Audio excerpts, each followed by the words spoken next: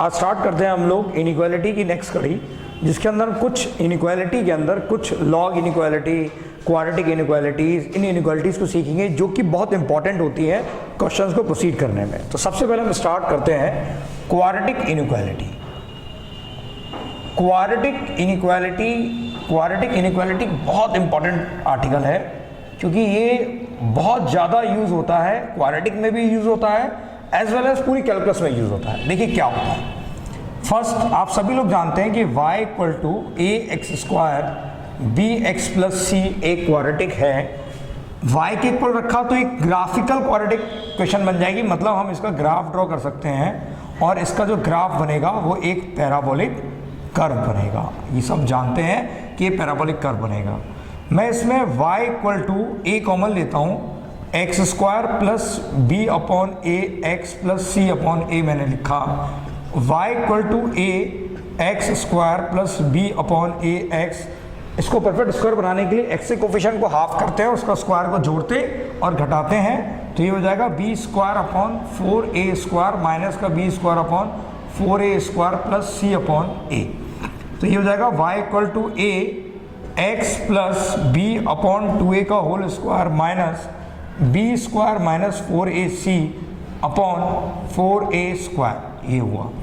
हम जानते हैं कि क्वाड्रेटिक के अंदर अगर हम y इक्वल टू देखें तो y equal to minus B plus minus under root के अंदर B square minus 4ac upon 2a होता है। यहाँ पर बी स्क्वायर माइनस 4ac को डिस्क्रिमिनेंट d से डिनोट करते हैं। आप जानते हैं क्वाड्रेटिक के अंदर डिस्क्रिमिनेंट d से डिनोट किया जाता है। तो ये हो गया y equal to a X plus B upon 2a का whole square minus D upon 4a। ये प्रूफ मैं आपको इसलिए बता रहा हूँ क्योंकि आपको ये समझ में आएगा कि क्वाड्रेटिक का ग्राफ हम क्यों पैराबोलिक बनाते हैं और क्यों पैराबोलिक कर्व की वजह से इसकी इनइक्वालिटी में चेंजेस आते हैं। तो नाउ तो हमने बनाया कि y इक्वल टू, फिर से देखते हैं जरा, y इक्वल टू जो x plus B upon 2a, तो उसको लिखा y इक्वल टू a और x plus B upon 2a का होल स्क्वायर माइनस a का मल्टीप्लाई हैंड अंदर कर दिया d अपॉन 4a। अब इसको थोड़ा सा आगे फर्दर सॉल्व करते हैं। देखें, मैंने कुछ नहीं किया, सिंपली इसको क्वाड्रेटिक को परफेक्ट स्क्वायर बनाने की कोशिश करी। देखें क्या आया हमारे पास, y equal to a X plus B upon 2a का होल स्क्वायर माइनस का d अपॉन 4a। मैं इसको y plus D upon 4a equal to a X plus B upon 2a का होल स्क्वायर लिखा। तो x plus B upon 2a का whole square equal to 1 upon a y plus D upon 4a हो गया। ध्यान से देखें तो ये x square is equal to 4ay type का कर्व बना, जो कि एक पैराबोलिक कर्व को रिप्रेजेंट करता है। क्या करा मैंने, इस क्वाड्रेटिक को मैंने परफेक्ट स्क्वायर में कन्वर्ट किया। परफेक्ट स्क्वायर में कन्वर्ट करने के बाद मैं एक रिजल्ट पे पहुंचा कि ये क्वाड्रेटिक एक पैराबोलिक कर्व को रिप्रेजेंट करता है। और पैराबोलिक कर्व कौन सा, जो x square is equal to 4a type का पैराबोला है। ठीक, अब देखिए इसको बताने का पर्पस क्या हुआ। आप जानते हैं कि x square is equal to 4ay parabola का जो शेप होता है वो या तो ओपन अपवर्ड होता है या ओपन डाउनवर्ड होता है। ये शेप बनेगा x square equal to 4ay के लिए और ये शेप बनेगा x square equal to minus 4ay के लिए। अब अगर हम कंपेयर करते हैं तो कंपेयर करने पर 4a is equal to 1 upon a है। कंपेयर करने पर 4a इज इक्वल टू कितना है, 1 अपॉन a है। और इसका जो वर्टेक्स देखें, इसका जो वर्टेक्स आया वो आया minus b upon 2a comma minus का d अपॉन 4a। ये इस पैराबोला का वर्टेक्स निकल के आ गया। तो इसको थोड़ा सा और डिटेल में समझते हैं कि क्या बताया मैंने कि अगर हम किसी क्वाड्रेटिक इक्वेशन को पैराबोलिक जैसी परफेक्ट स्क्वायर में कन्वर्ट करते हैं तो एक क्वाड्रेटिक पैराबोलिक इक्वेशन में कन्वर्ट हो जाता है। और वो इक्वेशन ये होती है जो कि x square is equal to 4ay की फैमिली होती है। X square is equal to 4ay की फैमिली या तो ओपन अपवर्ड होती है या ओपन डाउनवर्ड होती है, डिपेंड करता है इक्वेशन के ऊपर। मैंने कंपेयर किया तो 4a की जगह पे 1 अपॉन a रखा हुआ है। वर्टेक्स निकालने के लिए x को बराबर 0 के रखा तो minus b upon 2a, y को बराबर 0 के रखा तो माइनस का d अपॉन 4a मिला। अब देखिए इसका ग्राफ बनाते हैं छोटा सा। देखें इसको प्रॉपर प्लॉट करके ग्राफ बनाते हैं। देखिए मैंने आपको बताया कि जो हमारे पास क्वाड्रेटिक थी y equal to a x square plus b x plus c, ये एक पैराबोलिक कर्व को रिप्रेजेंट करती है। पैराबोलिक कर्व, इस कर्व का वर्टेक्स होता है जो भी हमने बताया minus b upon 2a comma minus का d अपॉन 4a, और इसका जो 4a होता है वो होता है 1 अपॉन a। अगर मैं आपसे कहूँ इसमें केस फर्स्ट, मैंने आपसे कहा 4a पॉजिटिव होना चाहिए, यानी 1 अपॉन a पॉजिटिव होना चाहिए, यानी a पॉजिटिव होना चाहिए। a क्या है? Coefficient of x square. ध्यान से देखिए a क्या है? एक्स स्क्वायर का कोफिशिएंट है, ये पॉजिटिव होना चाहिए। ठीक, coefficient of x square positive होना चाहिए, तो इसका मतलब जो पैराबोला बनेगा, पैराबोला ओपन अपवर्ड। मैंने बताया आपको कि पैराबोला की दो शेप मिलती हैं, एक जो डाउनवर्ड और एक अपवर्ड। अपवर्ड कब मिलेगी? जब कोफिशिएंट a पॉजिटिव हो, a मतलब coefficient of x square positive हो। तो इसकी तीन शेप मिलेंगी, देखें, ऐसे और ऐसे और एयर में। ये पैराबोला की मैंने तीन ड्राइंग्स बनाई कि ये पैराबोला तीन तरह का इससे मिल सकता है। क्या बताया मैंने कि कंपेयर करने के बाद 4a की वैल्यू 1 अपॉन a आई, मैंने 4a को पॉजिटिव माना, 4a की वैल्यू 1 अपॉन a है, 1 अपॉन a पॉजिटिव मतलब a पॉजिटिव। a क्या है? Coefficient of x square. अगर कोफिशिएंट एक्स स्क्वायर पॉजिटिव है तो जो पैराबोला बनेगा वो ओपन अपवर्ड बनेगा। पैराबोला की तीन पॉसिबिलिटीज़ हैं, एक ये, एक ये, एक ये पॉसिबिलिटी में ध्यान से देखिए तो ये ग्राफ को एक्स एक्सिस पर कट कर रही है, ग्राफ को किस पर कट कर रहे हैं? एक्स एक्सिस पे कट हो रहा है। तो इसका मतलब ग्राफ एक्स एक्सिस पे कट कर रहा है तो रूट रियल होंगे, और रूट रियल होंगे तो डी कैसा होने वाला है? Greater than 0। आप जानते हैं किसी भी क्वाड्रेटिक के अगर रूट रियल होते हैं तो उसका जो डी होता है, डिस्क्रिमिनेंट होता है, वो ग्रेटर देन 0 होता है। यहाँ पर रूट रियल और इक्वल है, इसलिए इसका जो डी है, डिस्क्रिमिनेंट है, वो इक्वल टू 0 है। यहाँ पर मिलने वाले रूट इमेजनरी है ही नहीं। जब रूट इमेजनरी है तो इसका जो डी होगा वो लेस देन 0 होगा। तो क्या आपने समझा? पहली इंपॉर्टेंट बात कि अगर किसी क्वाड्रेटिक का a पॉजिटिव हो तो उसका जो ग्राफ बनेगा वो ओपन अपवर्ड बनेगा। अब ओपन अपवर्ड बनने के बाद तीन पॉसिबिलिटी कि वो एक्स एक्सिस को कट कर सकता है, एक्स एक्सिस को टच कर सकता है, और एक्स एक्सिस को ना कट करेगा ना टच करेगा। अगर कट करेगा तो जो डी है, डिस्क्रिमिनेंट है, वो ग्रेटर देन 0 होगा, टच करेगा तो डी इक्वल टू 0 होगा, और कुछ भी नहीं करेगा तो डी लेस देन 0 होगा। इसी के साथ हम इसका सेकंड केस बनाते हैं। देखें,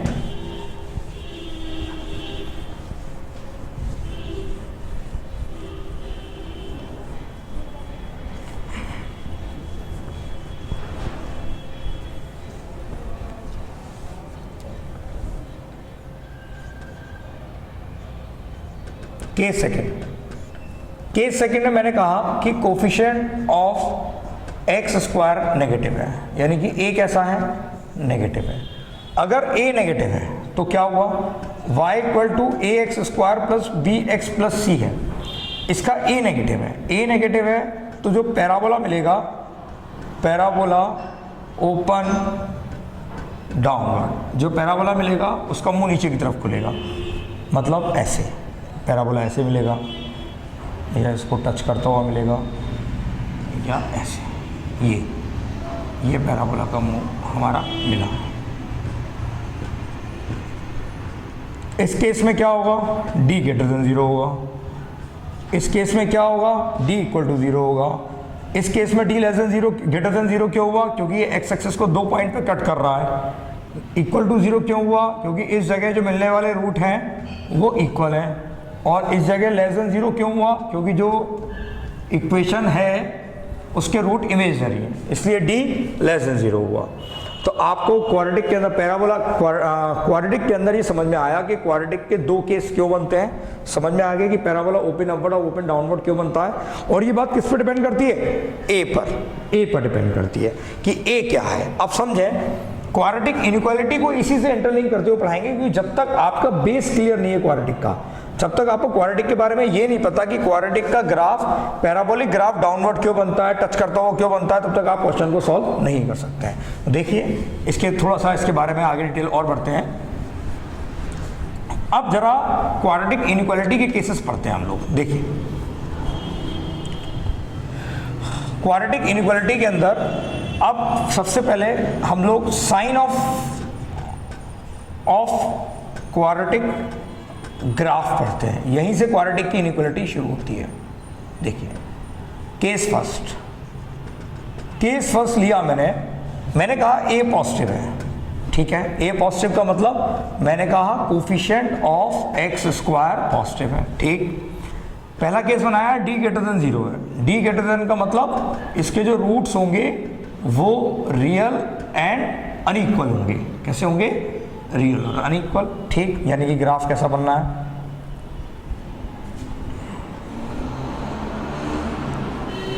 ये इसका ग्राफ बना कट करता हुआ, ठीक। यहां पर प्लस प्लस और यहां ग्राफ कैसा? माइनस का, ठीक। अब मैं बोलता हूं कि जो y था, y क्या था? हमने जिसमें माना था ना y, या fx मान लें, ax² plus bx plus c को हमने मान लिया। अब मैंने आपसे कहा कि जो fx है वो ग्रेटर देन 0 है, तो fx ग्रेटर देन 0 कब कब होगा? जब x मेरा अल्फा से छोटा होगा और x मेरा बीटा से बड़ा होगा। मतलब अगर हम x को अल्फा से छोटा लें या x को बीटा से बड़ा लें तो हमेशा जो fx है, fx मतलब y, fx लिखो या y लिखो, वो हमेशा पॉजिटिव आएगा। ध्यान रखना क्वेश्चन में इसको इसी कंसेप्ट से इस्तेमाल करेंगे। fx less than 0, fx negative कब हुआ? जब x मेरा अल्फा से बीटा के बीच में, देखो अल्फा से बीटा के बीच में, तभी तो ये नेगेटिव हो रहा है, तभी तो ये नेगेटिव ऑफ y है। ये कब है? जब x अल्फा से बीटा के बीच में। और fx इक्वल टू 0 कब है?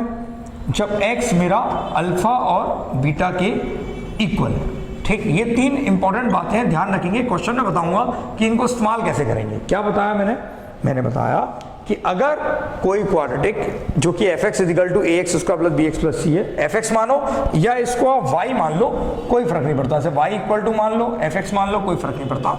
मैंने केस लिया पहला कि a पॉजिटिव है, a पॉजिटिव मतलब कोफिशिएंट ऑफ x² पॉजिटिव है, और मैंने उसमें केस लिया कि d पॉजिटिव है। तो d पॉजिटिव होने की वजह से इसके जो रूट्स होंगे वो रियल और अनइक्वल होंगे। ग्राफ इसका ये बनेगा, x एक्सिस को कट करता हुआ। इससे पहले मैं आपको बता रहा था। अब ये हिस्सा प्लस का, ये हिस्सा प्लस का, लेकिन ये हिस्सा कैसा है? माइनस का। तो fx पॉजिटिव कहाँ है? जब x को अल्फा से छोटा लो। और fx पॉजिटिव का कब और है? बीटा से बड़ा लेने पर। नेगेटिव कब है? जब x अल्फा से बीटा के बीच में। और 0 के इक्वल कब है? जब x हमारा अल्फा और बीटा के बराबर है। तो ये समझ में आ गया, ठीक। देखें अब आगे बढ़ते हैं, इसी का हम केस सेकंड लेते हैं। केस सेकंड में क्या करा हमने? देखिए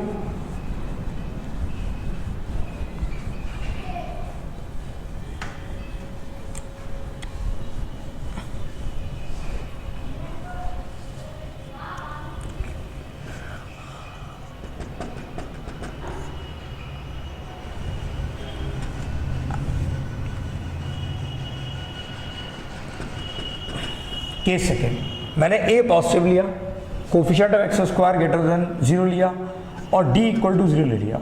d इक्वल टू 0 होने की वजह से क्या हुआ? d इक्वल टू 0 होने की वजह से roots are real and equal. जो रूट्स हो गए वो रियल और इक्वल हो गए, यानी कि जो ग्राफ बना वो ऐसा बना, यानी d इक्वल टू 0 ये। तो a positive, coefficient of x² positive, d equal to 0, roots real और इक्वल हो गए। ग्राफ टच करता हुआ मिलेगा क्योंकि यहाँ पर मिलने वाले रूट, दोनों रूट क्या होंगे? बराबर होंगे। ये x हो गया, -x y और -y, ठीक। अब इसमें हम बात करते हैं कि यहाँ प्लस, यहाँ प्लस, यहाँ प्लस, लेकिन यहाँ पर एक्सप्रेशन है वो 0 है। अगर मैं इसमें बोलता हूँ आपसे कि fx इक्वल टू 0 कहाँ है, तो आप बोल दोगे x अल्फा या बीटा कुछ भी डाल दीजिए, इक्वल टू 0 है। अब मैंने आपसे पूछा कि fx नेगेटिव कहाँ है, आंसर होगा 5। कभी हो ही नहीं रहा। क्या आपको दिख रहा है ग्राफ नीचे नेगेटिव हो रहा है? जब ग्राफ नेगेटिव नहीं हो रहा तो इसका मतलब इसका x क्या होगा? 5, क्योंकि ये कभी हो ही नहीं रहा, पॉसिबल ही नहीं है। फिर मैंने पूछा कि fx ग्रेटर देन 0 कब होगा, तो होगा रियल में से अल्फा और बीटा हटा दो। बताओ अल्फा बीटा क्यों हटाया?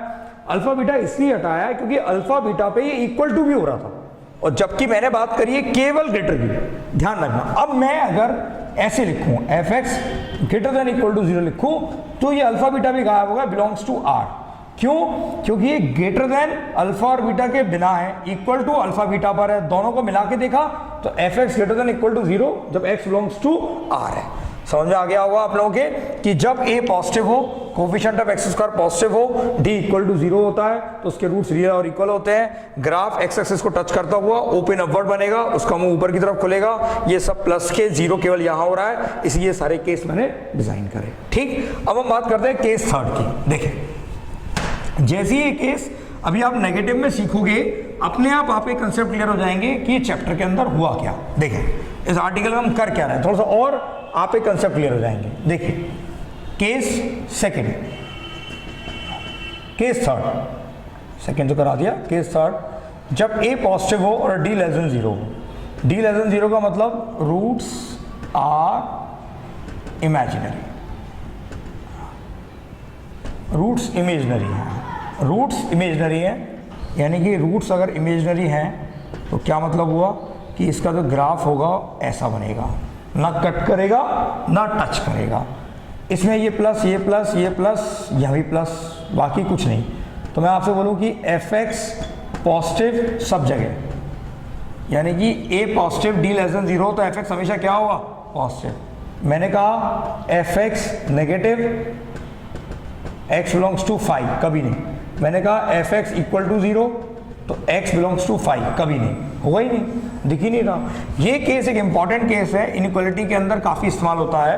क्या कि अगर कोई क्वाड्रेटिक प्योरली पॉजिटिव दे दी जाए तो उसका a पॉजिटिव होना चाहिए और d नेगेटिव। याद रखेंगे, इंपॉर्टेंट बात यह है कि अगर आपसे कहा जाए a x square plus b x plus c greater than 0 है, तो ये तभी पॉसिबल है जब इसका a पॉजिटिव हो और d कैसा हो, लेस देन 0। अगर ऐसा होगा तभी ये क्वाड्रेटिक हमेशा पॉजिटिव होगी x की हर रियल वैल्यू के लिए। ध्यान रखेंगे, सबसे ज्यादा क्वेश्चन अगर इनइक्वालिटी पे बेस्ड होकर क्वाड्रेटिक में आएंगे तो इसी बात पे आएंगे कि क्वाड्रेटिक दे दी जाएगी और बोला जाएगा ये क्वाड्रेटिक हमेशा पॉजिटिव है।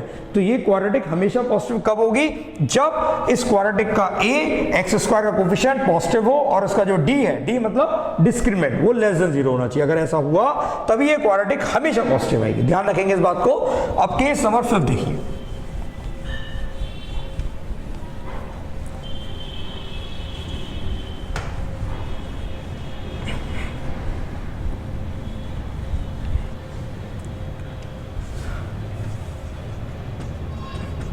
केस 5 क्या है। केस 5 यह है कि a नेगेटिव और d ग्रेटर देन 0।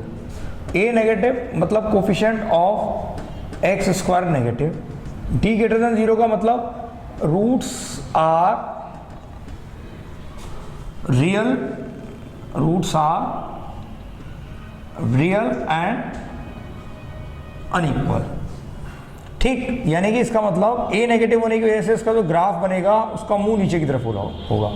मैंने अभी बताया कि अगर coefficient of x square negative होता है तो पैराबोला डाउनवर्ड होता है। ये अल्फा ये बीटा, यहाँ प्लस यहाँ माइनस। ठीक, अल्फा बीटा पे 0।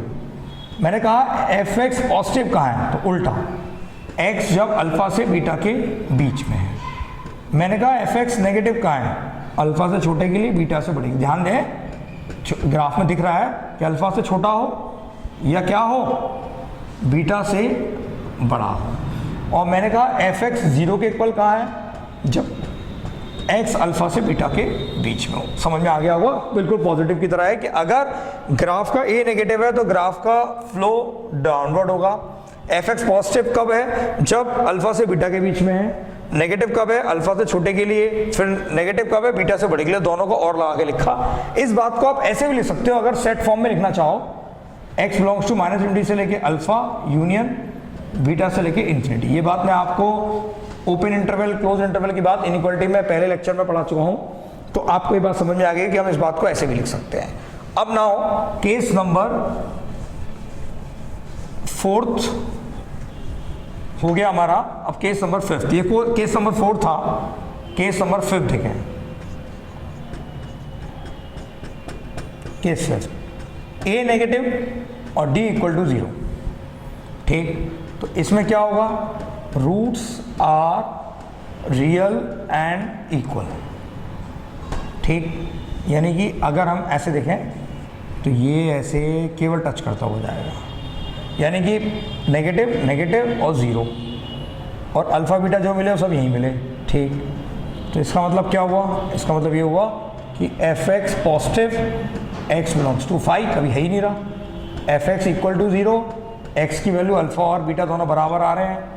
F x negative, x belongs to real minus alpha और बीटा। अब इसको क्लब करो कि f x less than equal to zero, x belongs to R. ये इंपॉर्टेंट बात है, ध्यान रखना। अगर इक्वल टू आ जाए तो कब, जब d इक्वल टू जीरो दे रखा हो तो ग्राफ ऐसा बनेगा, नेगेटिव हो सकता है, जीरो हो सकता है, लेकिन कभी पॉजिटिव नहीं होगा। सेम पॉजिटिव वाली कहानी समझ में आ गया होगा। नाउ स्टार्ट करते हैं हम लोग अब case number 6, last case important है, ध्यान से देखेंगे। केस नंबर 6, केस नंबर 6 क्या है? केस नंबर 6, केस नंबर 6 ये है कि जैसे y equal to a x square plus b x plus c है। मैंने कहा इसका a इसका नेगेटिव है और इसका d भी नेगेटिव है। d नेगेटिव होने की वजह से इसके जो रूट्स होंगे, रूट्स आर इमेजिनरी, जो इसके रूट्स होंगे वो इमेजिनरी होंगे। मतलब d नेगेटिव है तो इसके जो रूट्स हो गए वो इमेजिनरी हो गए। ऐसे ये ग्राफ बना। ये graph negative negative negative negative हर जगह नेगेटिव है। इसका मतलब अगर मैं पूछूं कि एफ एक्स नेगेटिव कहाँ है, तो x की हर रियल वैल्यू के लिए। मैंने कहा एफ एक्स ज़ीरो के इक्वल, नो सॉल्यूशन। फाइव मैंने कहा एफ एक्स पॉजिटिव, तब भी क्या, नो सॉल्यूशन। तो ये एक बड़ा इंपॉर्टेंट केस है कि सबसे ज़्यादा इसी पे क्वेश्चन बेस्ड आते हैं कि अगर किसी क्वाड्रेटिक का a पॉजिटिव हो, d less than a negative हो और d लेस देन ज़ीरो हो, तो वो क्वाड्रेटिक का y हमेशा हमेशा कैसा होगा, उस क्वाड्रेटिक का y हमेशा नेगेटिव होगा x की हर रियल वैल्यू के लिए। इट्स वेरी इंपॉर्टेंट, इसे ध्यान रखेंगे क्योंकि ये सबसे ज़्यादा एग्जाम में क्वेश्चन आता है। अब इन पे थोड़ा सा इनइक्वालिटी को यूज़ करते हुए 2-4 क्वेश्चन करते हैं, आपको और बेस क्लियर होगा कि मैं क्या सिखाना चाह रहा हूँ। तो देखिए इसके बारे में आगे।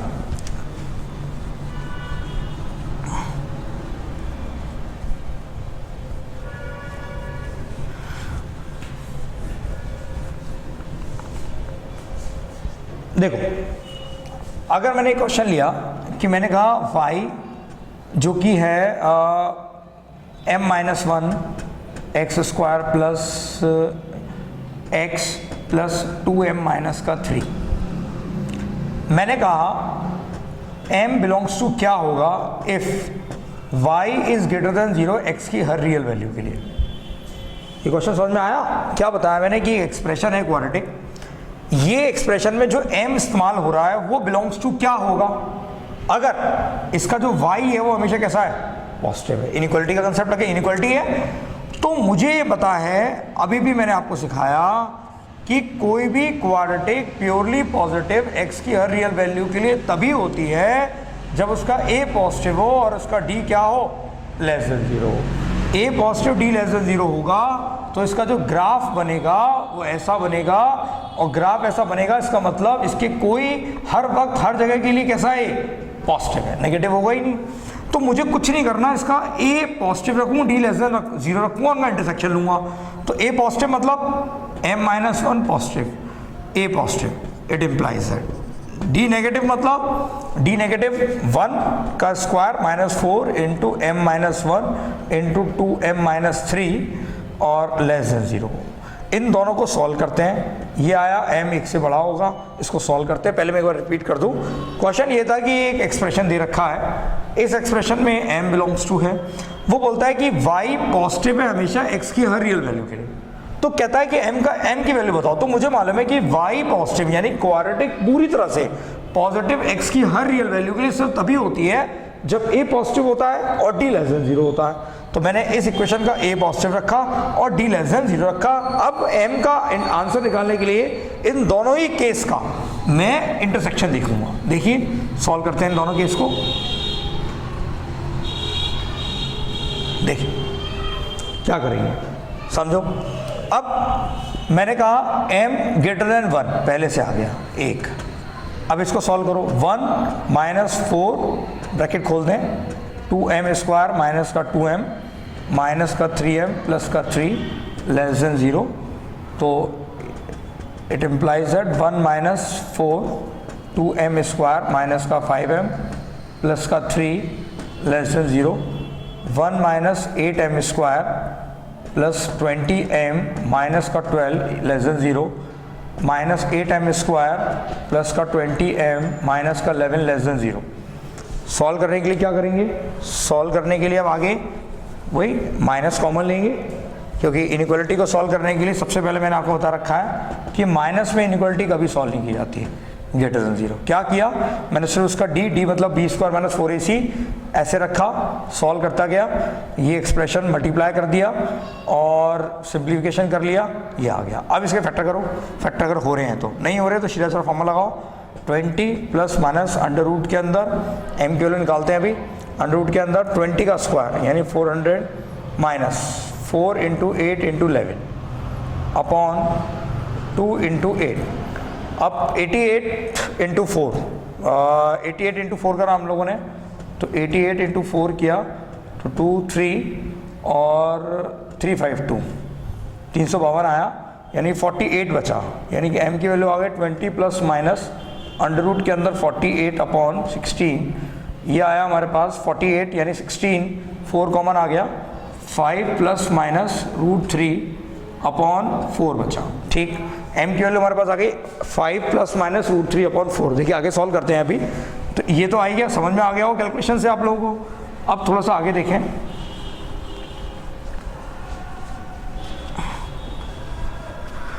देखो अब क्या किया मैंने, मुझ पर ये इनइक्वालिटी पॉजिटिव की थी, तो 5 माइनस रूट 3/4 यहाँ आया, 5 प्लस रूट 3/4 यहाँ आया, प्लस माइनस प्लस इनइक्वालिटी में सिखाया था m बिलोंग्स टू होगा माइनस इन्फिनिटी से लेके 5 माइनस रूट 3/4 से लेके यूनियन 5 प्लस रूट 3/4 से इन्फिनिटी। ये इंटरवल आया m का सेकेंड इनइक्वालिटी को सॉल्व करने पर। अब इन दोनों का आपस में इंटरसेक्शन देखना है, तो इंटरसेक्शन देखने के लिए नंबर लाइन पे गए, तो 5 माइनस रूट 3/4 तो यहाँ आया 1, 5 प्लस रूट 3/4 की वैल्यू होगी 5 प्लस रूट 3/4 1 यहाँ आएगा, 5 प्लस रूट 3/4 अप्रॉक्स यहाँ आएगा, तो ये तो कहता है 1 से बड़ा, ओके, ये कहता है 5 रूट 3 से बड़ा, और ये कहता है इससे छोटा, तो कॉमन यही आया, यानी m बिलोंग्स टू कितना होगा, m बिलोंग्स टू आया, जो आंसर आएगा वो आएगा 5 प्लस रूट 3/4 से लेके इन्फिनिटी, यानी m का इंटरवल अगर ये हो तो इसका मतलब उस इक्वेशन का वो इक्वेशन हमेशा पॉजिटिव होगी x की हर रियल वैल्यू के लिए। तो क्वेश्चन समझ में आया होगा। एक क्वेश्चन और करते हैं, अच्छा सा देखिए, एक क्वेश्चन को और प्रोसीड करते हैं नेगेटिव लेके, ये तो पॉजिटिव लेके कराया मैंने, अब नेगेटिव लेके करते हैं। देखिए कैसे, एक क्वेश्चन आया कि जैसे कि y equal to mx square plus 2m minus 1 x plus 6, ऐसे ही मुझसे कहा गया कि y नेगेटिव होगा x की हर रियल वैल्यू के लिए, तो m बिलोंग्स टू बताओ क्या होगा। वही प्रोसीजर, क्या कि अगर आपको पता है कि अगर y नेगेटिव है x की हर रियल वैल्यू के लिए, तो a नेगेटिव होना चाहिए, a मतलब coefficient of x square negative होना चाहिए, और इसका जो d मतलब डिस्क्रिमिनेंट, d मतलब डिस्क्रिमिनेंट कैसा होना चाहिए, नेगेटिव। क्यों?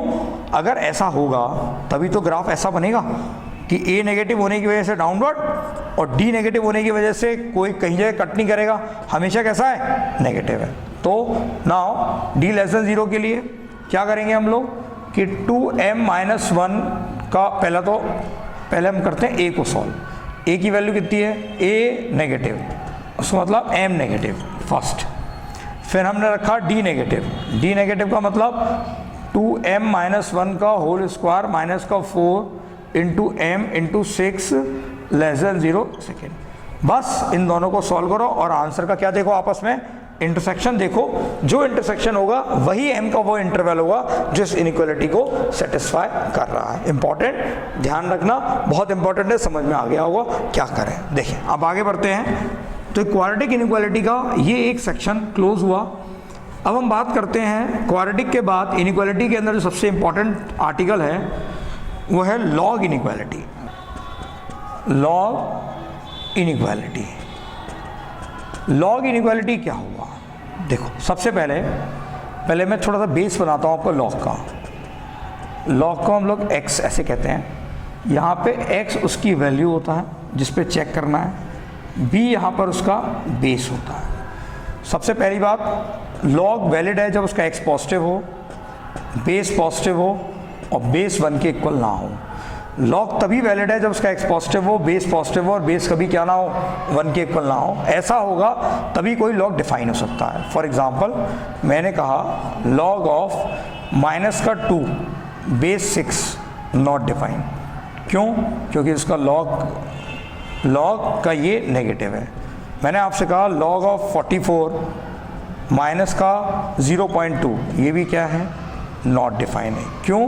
क्योंकि लॉग का बेस नेगेटिव है। पहली इंपॉर्टेंट बात, तो लॉग किसी भी नेगेटिव वैल्यू के लिए और नेगेटिव बेस के लिए डिफाइन नहीं होता।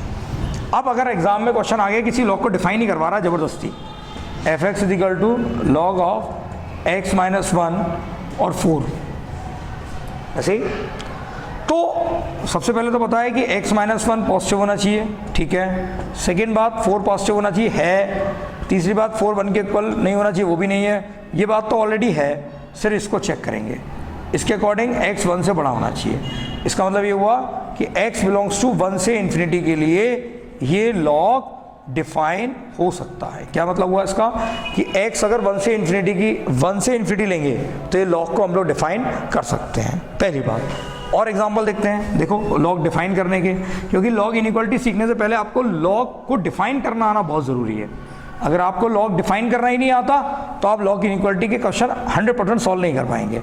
देखो जैसे मैंने कहा y equal to x plus 1 और 2x माइनस 1 और खाली x माइनस 3, ठीक है। दो बातें मैंने ले ली। तो पहली बात तो इसमें हम ये करेंगे कि x प्लस 1 और 2x माइनस 1 पॉजिटिव होना चाहिए। दूसरी बात x माइनस 3 पॉजिटिव होना चाहिए। तीसरी बात x माइनस 3 कभी भी 1 के इक्वल नहीं होना चाहिए। इसको सॉल्व 3 से बड़ा, इसको सॉल्व किया, इधर ले गए 4 के इक्वल नहीं होना चाहिए। इसको इनइक्वालिटी से सॉल्व करना आप जानते हैं। कल लास्ट इससे प्रीवियस क्लास में मैंने आपको इनइक्वालिटी सॉल्व करना ही सिखाई थी। डायरेक्ट लिख रहा हूँ -1 यूनियन 1/2 से इन्फिनिटी। फाइनल आंसर निकालने के लिए इन तीनों का आपस में इंटरसेक्शन ले लो, ठीक। चलो इंटरसेक्शन लेते हैं। इंटरसेक्शन लेना बहुत आसान काम होता है। सबको पहले प्लॉट कर दो। जैसे मैंने सबसे पहले आया -1, फिर आया 1/2, फिर आया 3, फिर आया 4। मतलब जितने भी नंबर दिख रहे हैं उन सबको नंबर लाइन पे पुट कर लो। कर लिया? फिर अब इसकी बारी आई -इन्फिनिटी से -1, ठीक है। फिर 1/2 से इन्फिनिटी। ये एक ही लाइन में इसलिए प्लॉट करते हैं क्योंकि ये एक ही सेट है। फिर बारी आई 3 से बड़े के लिए, ठीक है। खाली गोले क्यों बनाए? खाली गोले इसलिए बनाए क्योंकि इंटरवल ओपन है। क्लोज होता तो डार्क सर्कल बनाते, ओपन है तो बनाए। 4 के इक्वल नहीं है, 4 के इक्वल नहीं है। तो अब क्या हुआ कि मुझे इनइक्वालिटी के अकॉर्डिंग कॉमन क्या दिखा? एक तो ये हिस्सा कॉमन दिखा और एक ये हिस्सा कॉमन दिखा, यानी कि x बिलोंग्स टू 3 से लेके 4 यूनियन 4 से लेके इन्फिनिटी। ये हमारे पास क्या हुआ? ये इस लॉग को डिफाइन करने का इंटरवल आ गया। ये डिफाइन करने का इंटरवल इसकी डोमेन भी कहलाता है। ध्यान रखना, डोमेन आगे फंक्शन में हम सीखेंगे। इसके बाद नेक्स्ट टॉपिक डोमेन ही हमारा, फंक्शन ही है कि डोमेन वो सेट, x का वो सेट जिस पे लॉग डिफाइन है, मतलब फंक्शन डिफाइन है। x का ये सेट के लिए लॉग डिफाइन है, ये इसकी डोमेन भी कहलाता है, लेकिन ये x का इंटरवल भी कहलाता है जिसके लिए लॉग को हम लॉग की कोई भी आंसर या कोई भी क्वेश्चन लॉग में सॉल्व करेंगे। अब आगे बढ़ते हैं इसके अंदर लॉग के बारे में। देखें, लॉग को उसके बेस के बेसिस पर हमने 2 कैटेगरी में डिवाइड किया। लॉग को उसको बेस की वजह से, लॉग के बेस को हमने 2 कैटेगरी में डिवाइड करा कि बेस जब 0 से 1 के बीच में हो और बेस 1 से बड़ा हो।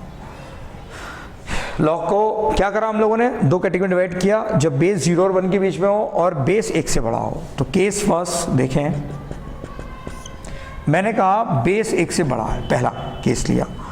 बेस 1 से बड़ा है तो लॉग का ग्राफ ऐसे बनता है, ये लॉग का ग्राफ है। अभी आप ग्राफिकल थ्योरी में हम सीखेंगे ये ग्राफ क्यों बना, लेकिन आप सिर्फ अभी समझ लें कि लॉग का ग्राफ ये रहा। ये बेस बड़े के लिए लॉग का ग्राफ है, इस आपको पता है सबसे पहले तो जो x बिलोंग्स टू होगा वो 0 से इन्फिनिटी होगा लॉग के अंदर, क्योंकि लॉग कभी नेगेटिव वैल्यू के लिए डिफाइन ही नहीं होगा। सेकेंड इंपॉर्टेंट बात कि इसके अंदर सेकेंड इंपॉर्टेंट बात यह है कि जो ग्राफ दिख रहा है आपको वो इंक्रीजिंग ग्राफ है। इंक्रीजिंग मतलब बढ़ता हुआ है। बेस अगर 1 से बड़ा है तो उसका ग्राफ हमेशा बढ़ता हुआ नजर आएगा, इंक्रीजिंग ग्राफ होगा। इंक्रीजिंग ग्राफ की खासियत क्या होती है कि छोटी वैल्यू के लिए, जैसे x1 लिया, x2 लिया, इंक्रीजिंग ग्राफ की खासियत है कि छोटी वैल्यू के लिए छोटा और बड़ी वैल्यू के लिए बड़ा ही आंसर आता है। इनइक्वालिटी सेम रहती है। इनइक्वालिटी क्या रहती है? Inequality same. अभी इसका एग्जांपल देके दिखाऊंगा आपको। इनइक्वालिटी हमारे पास सेम रहती है।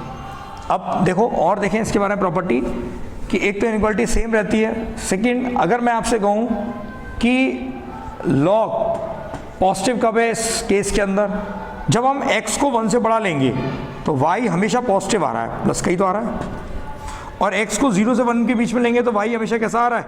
नेगेटिव आ रहा है। यानी कि ये पॉजिटिव कब है? जब x हमारा 1 से बड़ा है। और ये नेगेटिव कब है?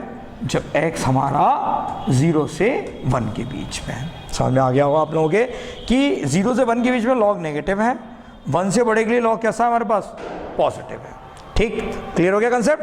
तो एक लॉग का मैंने बताया कि लॉग का बेस अगर 1 से बड़ा होता है तो लॉग का ग्राफ इंक्रीजिंग होता है। इंक्रीजिंग ग्राफ की खासियत ये होती है कि इनइक्वालिटी सेम रहती है, यानी कि छोटी वैल्यू के लिए छोटा आंसर, बड़ी वैल्यू के लिए बड़ा आंसर, इनइक्वालिटी में कोई चेंज नहीं आया। और पॉजिटिव कब है? जब 1 से बड़ी वैल्यू के लिए पॉजिटिव है, 1 से छोटी वैल्यू के लिए नेगेटिव है। इसको हम समझते हैं एग्जाम्पल लेके। देखिए,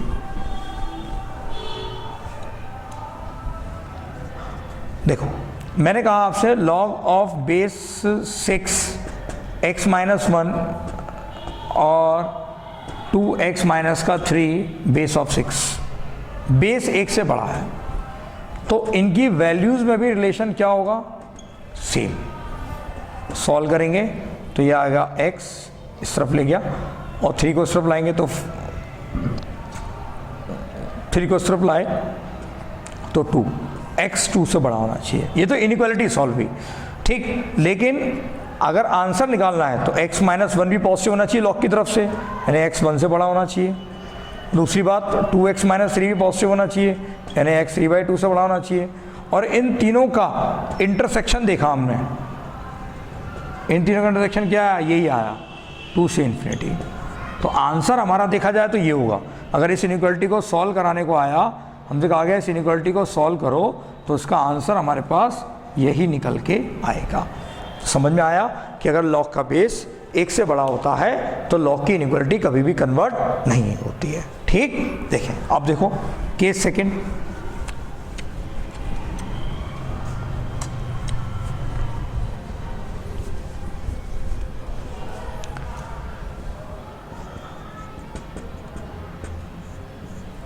केस सेकंड ये हुआ कि मैंने कहा बेस 0 और 1 के बीच में है।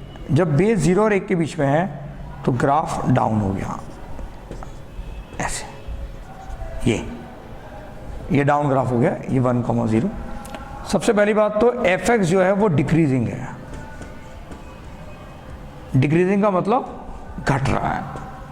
घटने वाले में क्या होता है कि अगर हमने कोई वैल्यू ले ली x1 और एक वैल्यू ले ली x2, वैल्यू में रिलेशन निकालने चले, fx1 fx2, x1 छोटा है x2 से, लेकिन हमने जैसी वैल्यू निकाली तो इनइक्वालिटी क्या हो गई? चेंज।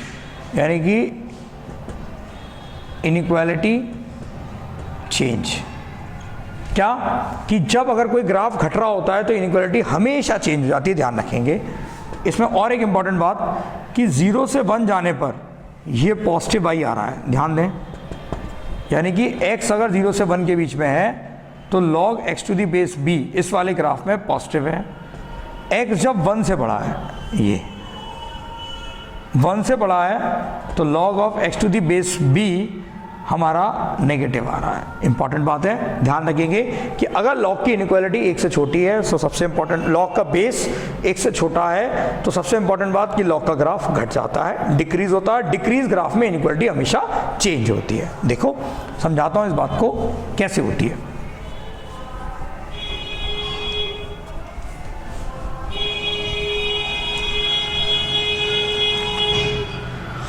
फॉर एग्जाम्पल मैंने कहा log of 1/2 3x + 7, log of 1/2 x - 5। तो क्या हुआ, बेस 1 से छोटा है तो सॉल्व करेंगे तो इनइक्वालिटी क्या हो गई, चेंज हो गई। तो ये कितना हो गया 2x और ये कितना हो गया -12, x > -6 आ गया। ये इनइक्वालिटी को सॉल्व किया, इनइक्वालिटी चेंज हो गई। देखें इनइक्वालिटी क्या हो गई, चेंज।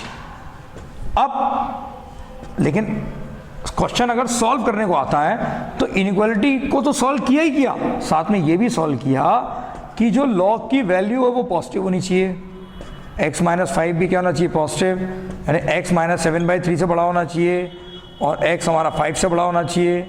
इन तीनों का अगर मैंने इंटरसेक्शन देखा कॉमन तो केवल यही आया 5 से लेके इन्फिनिटी। ध्यान रखेंगे, इट्स इम्पॉर्टेंट कि x किससे बड़ा होना चाहिए, 5 से लेके इन्फिनिटी होना चाहिए।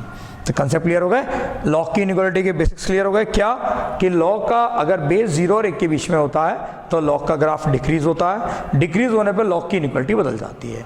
अगर लॉग का बेस 1 से बड़ा होता है तो लॉग का ग्राफ इंक्रीज करता है और इंक्रीज करने की वजह से इनइक्वालिटी क्या रहती है, सेम रहती है। ठीक, आगे बढ़ते हैं। तो यहाँ पर हमारी लॉग इनइक्वालिटी क्लोज हुई। अब हम बात करते हैं आगे एक्सपोनेंशियल इनइक्वालिटी। देखिए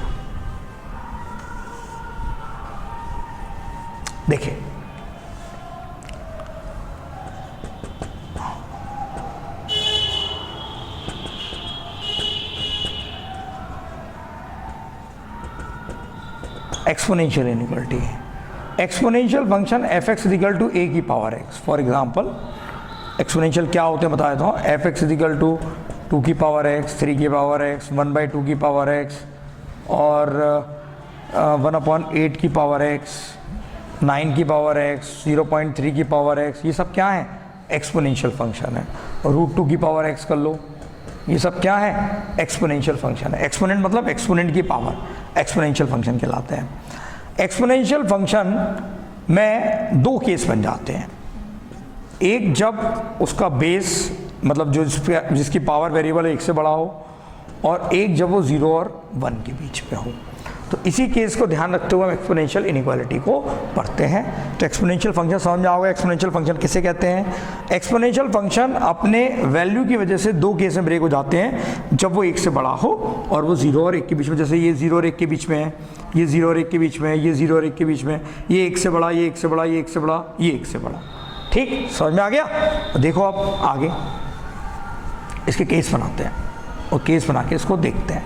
सबसे इंपॉर्टेंट बात इनइक्वालिटी में आपको ध्यान रखनी है कि अगर ग्राफ इंक्रीज करेगा तो इनइक्वालिटी सेम रहेगी, अगर ग्राफ डिक्रीज करेगा तो इनइक्वालिटी बदल जाएगी। जैसे मैंने a की पावर x का ग्राफ बनाया, जब मैं a 1 से बड़ा हो तो ग्राफ ऐसा बना। इस ग्राफ को ध्यान से देखें तो ये fx का ग्राफ एक इंक्रीजिंग ग्राफ है। कैसा ग्राफ है, इंक्रीजिंग। और इंक्रीजिंग ग्राफ की खासियत क्या होती है, इंक्रीजिंग ग्राफ की खासियत ये होती है कि वो हमेशा इनइक्वालिटी को सेम रखता है।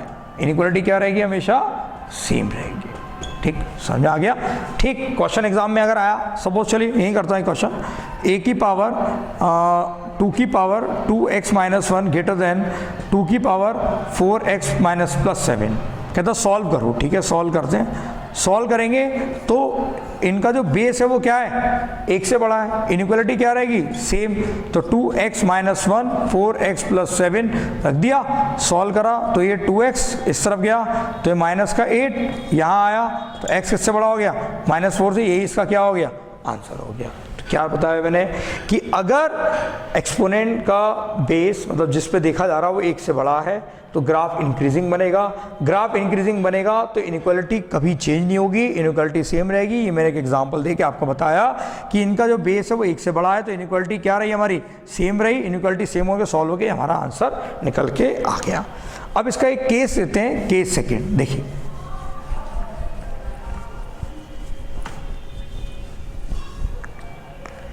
केस सेकेंड, केस सेकेंड जब a 0 और 1 के बीच में हो तो इस केस में जो ग्राफ बनता है वो डिक्रीजिंग कर्व बनता है। ये ग्राफ बना, इस केस में fx जो होगा वो डिक्रीजिंग होगा, घटता हुआ होगा। ठीक, घटते हुए ग्राफ में क्या होता है, छोटी वैल्यू के लिए इनइक्वालिटी चेंज हो जाती है हमेशा। मतलब अगर x1 लेस देन x2 है तो fx1 इनइक्वालिटी क्या हो जाएगी, चेंज हो जाएगी। ठीक, ये हमारे पास जब ग्राफ घट रहा होता है तो ये इनइक्वालिटी हमारे पास, इनइक्वालिटी हमेशा चेंज हो जाती है। ठीक है, एग्जांपल देखो, जैसे मैंने कहा 1/2 की पावर 3x माइनस 1, 1/2 की पावर 5x माइनस 19। तो इनइक्वालिटी क्या हो गई सॉल्व करने में, चेंज। क्यों चेंज हुई बताओ, ये इनइक्वालिटी चेंज क्यों हो गई, क्यों चेंज हुई, क्योंकि इसका जो बेस है वो 1 से छोटा है। बेस अगर 1 से छोटा होता है तो इनइक्वालिटी हमेशा चेंज हो जाती है। बस बेस भी 1 से छोटा है, ये ग्राफ घटेगा, डिक्रीज होगा, इनइक्वालिटी बदल जाएगी। अगर इंक्रीज ग्राफ करेगा तो इनइक्वालिटी हमेशा सेम रहेगी। ठीक, ये एक एक्सपोनेंशियल इनइक्वालिटीज का आर्टिकल पूरा हो गया। अब थोड़ा सा एक रिमार्क देखते हैं, लॉग और एक्सपोनेंशियल को मिला के देखते हैं। देखिए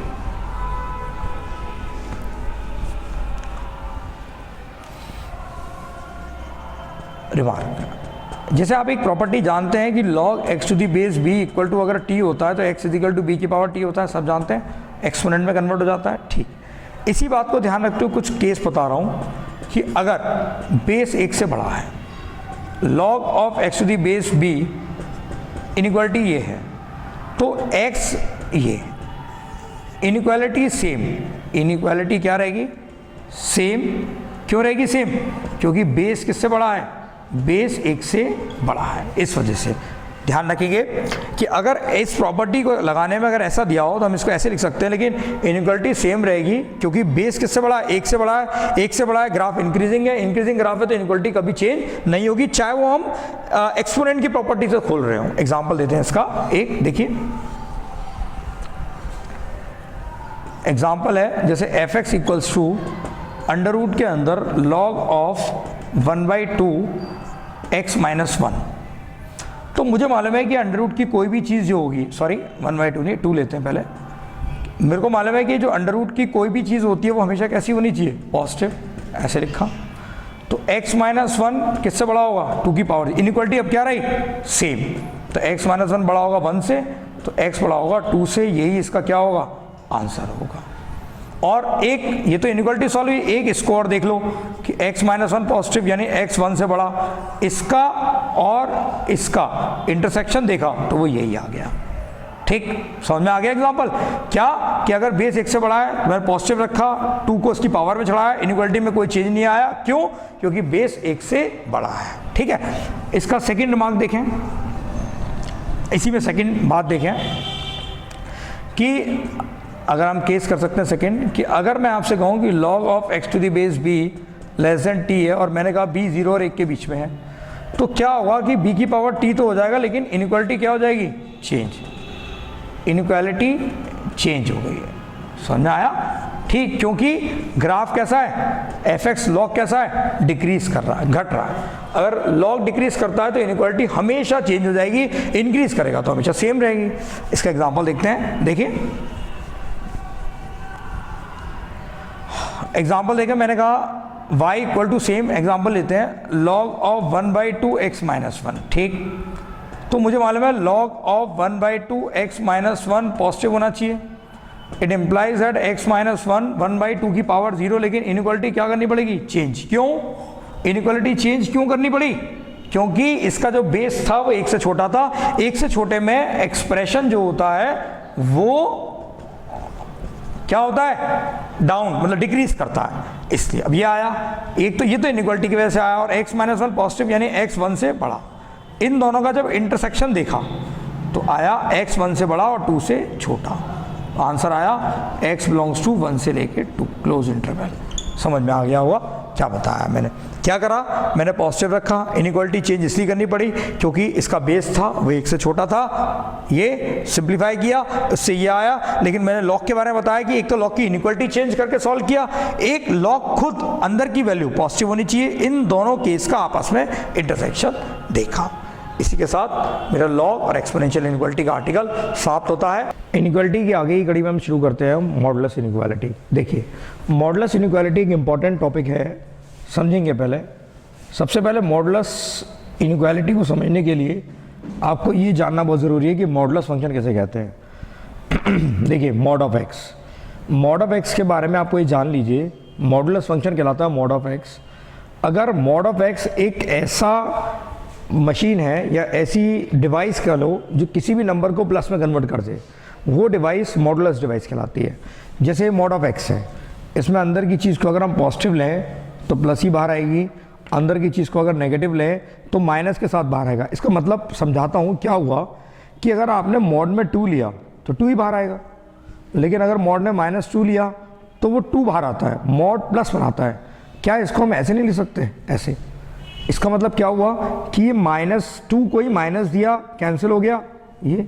तो यही चीज़ मैंने बताई कि अगर अंदर का x नेगेटिव हो और उसको नेगेटिव साइन ही हम दे दें, तो ऐसा करने से क्या हुआ कि नेगेटिव को अगर आपने नेगेटिव साइन दे दिया तो वो प्लस का हो गया, यानी इफेक्टिवली देखा जाए तो ये प्लस का है। अगर हम रिजल्टेंट देखें तो ये प्लस का है। तो क्या समझ में आया कि मॉडुलस फंक्शन हर चीज़ को प्लस बनाता है।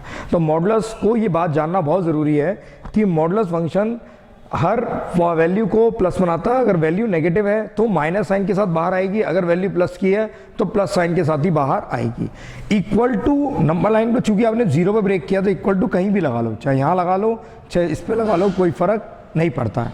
अगर हम मॉड के ग्राफ को समझें तो मॉड के ग्राफ को अगर हम समझें तो मॉड का ग्राफ ऐसा बनेगा कि पॉजिटिव वैल्यू के लिए एक्स लाइन ऐसे, नेगेटिव वैल्यू के लिए -x लाइन ऐसे। ग्राफ से आपको ये समझ में आया कि ग्राफ नीचे की तरफ नहीं बना।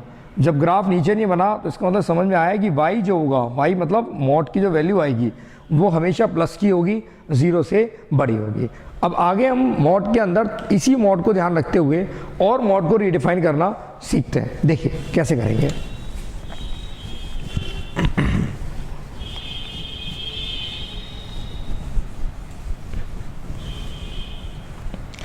देखिए हमने क्या करा कि मैं इसी कड़ी में जैसे मॉड x माइनस 1 ले लिया।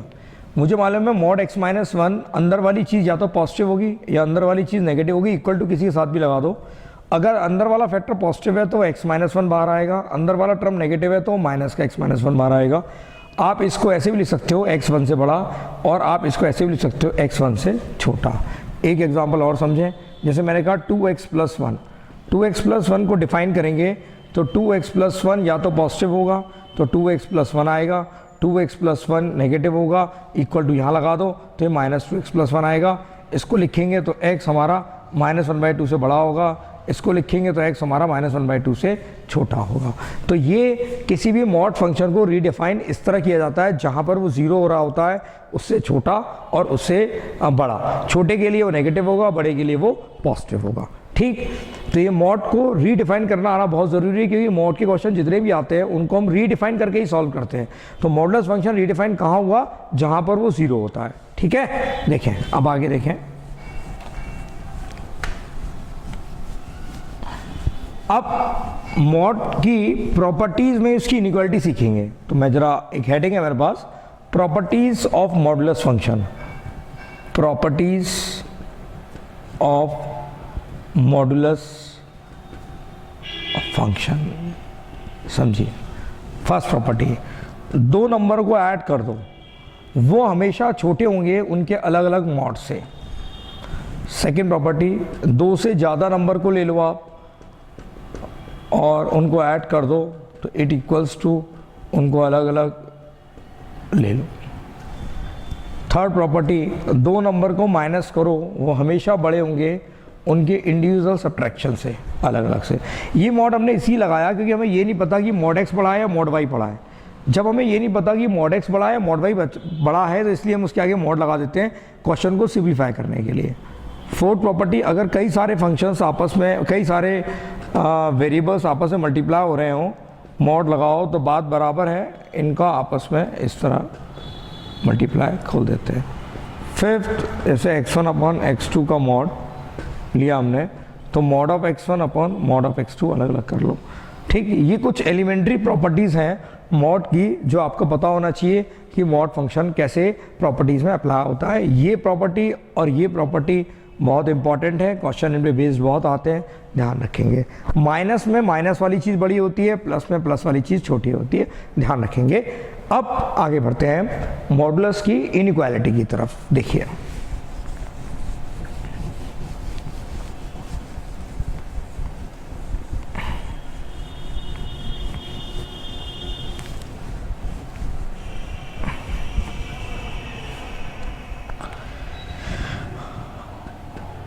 मॉडुलस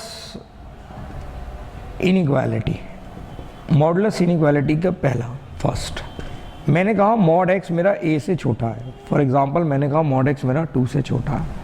अगर मॉड एक्स मेरा ए से छोटा है तो एक्स लाई करेगा माइनस ए और ए के बीच में, एक्स बिलोंग्स टू होगा माइनस ए से ए। इसका मतलब ये ऐसा इसलिए हुआ कि मैंने कहा मॉड एक्स अगर 2 से छोटा है तो एक्स की वैल्यू अगर माइनस 1.7 ले लो चलेगा, एक्स की वैल्यू 1.7 ले लो वो भी चलेगी, एक्स की वैल्यू 1.999 ले लो वो भी चलेगा, एक्स 0 ले लो वो भी चलेगा। यानी कि एक्स फाइनली 1.9999 तक भी लो वो भी चलेगा, क्योंकि उसका मॉड भी क्या है, 2 से छोटा है। और अगर आप माइनस 1.999 ले लो तो वो भी चलेगा। इसका मतलब ये हुआ कि x जो होगा वो -2 से 2 के बीच में होगा।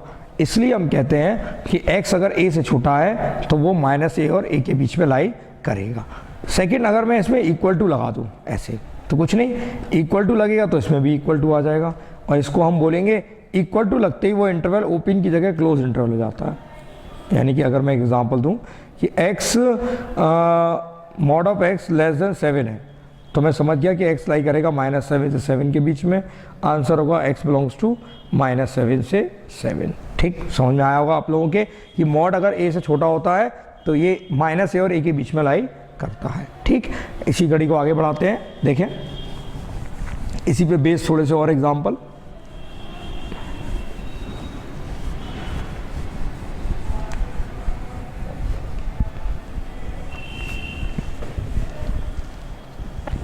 एग्जाम्पल जैसे मैं कहूँ 2x - 1 का मॉड लेस देन 10 है, तो मुझे मालूम है 2x - 1 लाई करेगा -10 और 10 के बीच में। 2x लाई करेगा 1 को उस तरफ भेजेंगे तो प्लस होगा, इस तरफ भेजेंगे तो प्लस -9, x हो जाएगा -9/2 से लेके 11/2 के। तो ये हो जाएगा x बिलोंग्स टू -9/2 से लेके 11/2 क्लोज ब्रैकेट। एक एग्जांपल और समझें, जैसे मैंने कहा कि 3x - 5 लेस देन इक्वल टू 10 है, तो मुझे मालूम है 3x - 5 -10 से लेकर 10 के बीच में लाई करेगा।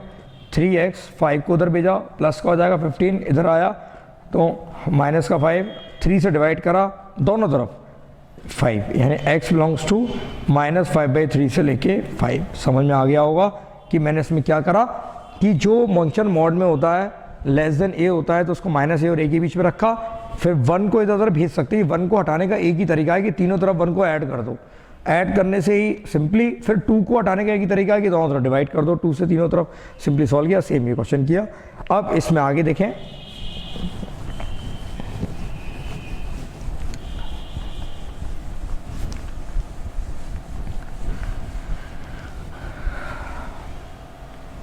इसके बाद इसकी property number second, mod x अगर मैं आपसे कहूँ a से बड़ा है, आपको ये बात पता थी कि अगर a से छोटा था तो वो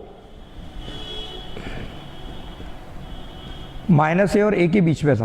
अब वो अगर a से बड़ा है तो वो a से बड़ा तभी तो होगा जब वो इस तरफ हो और इस तरफ हो, यानी मॉड एक्स a से बड़ा तभी होगा जब वो -a से छोटा और a से बड़ा हो।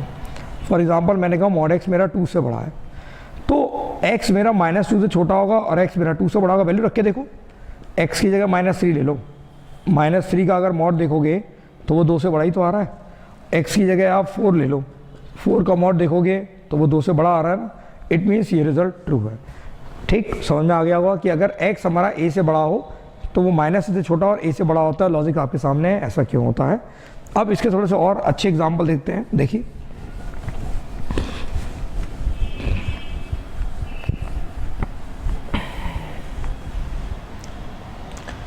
जैसे अगर इसमें इक्वल टू लगाते हैं, जैसे मॉड x इक्वल टू 3, तो कुछ नहीं, x माइनस 3 छोटा होगा, x 3 से बड़ा हो जाएगा।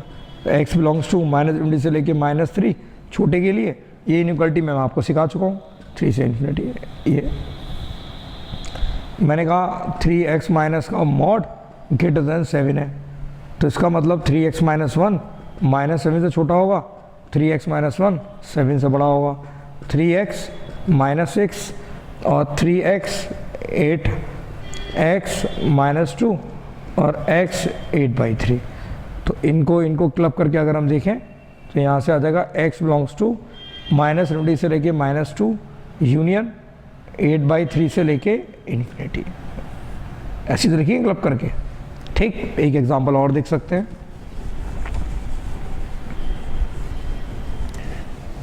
देखिए, मैंने एक एग्जांपल ले लिया, मैंने कहा 5x minus 6 plus 6 greater than equal to 10।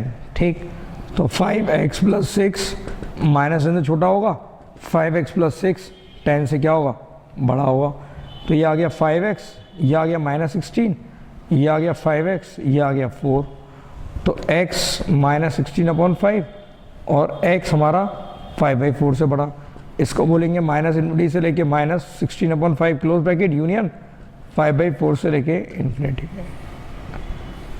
ये तो समझ में आ गया होगा कि इसको कैसे ब्रेकअप करते हैं। ठीक,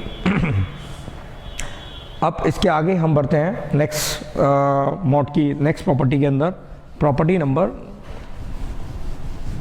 3rd।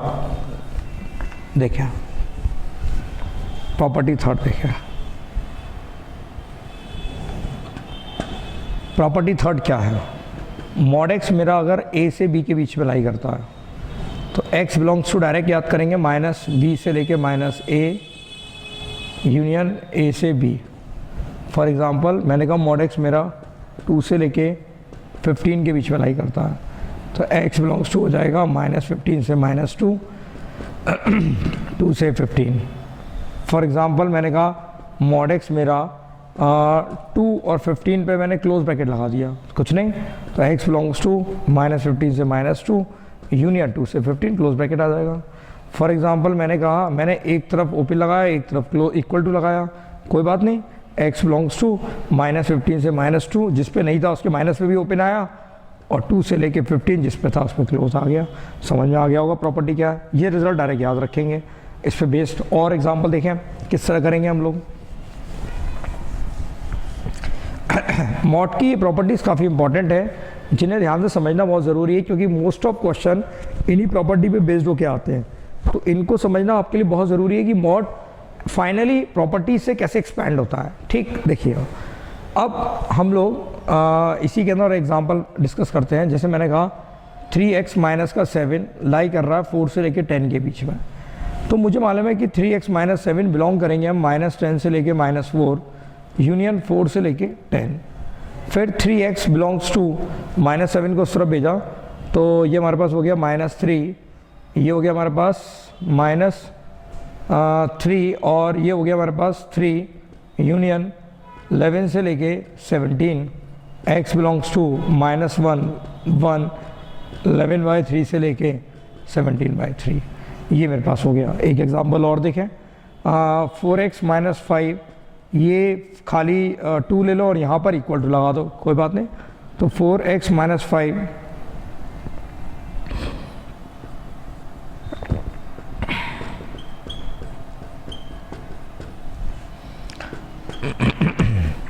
इसको जोड़ा -5 और 3 यूनियन 7 से लेके 15 और फाइनली 4 से और डिवाइड कर दो आप, तो 4 यहाँ से रिमूव करो, 4 4 4 4, ये इसका आंसर हो गया। समझ में आ गया होगा मॉड की इनइक्वालिटीज़ के। ये मैंने एक फेज़ कंप्लीट किया जैसे मॉड की इनइक्वालिटीज़ के मैंने आप लोगों को रूल सिखाया कि कैसे हम डायरेक्ट फॉर्मूले से मॉड की इनइक्वालिटी को ब्रेक कर सकते हैं। लेकिन अब मॉड की इनइक्वालिटी के जो बेस क्वेश्चन आते हैं उन्हें कैसे सॉल्व करेंगे। देखिए, सबसे पहले टाइप फर्स्ट मॉड की इनइक्वालिटी को सॉल्व किया। Type first question based on modulus inequality.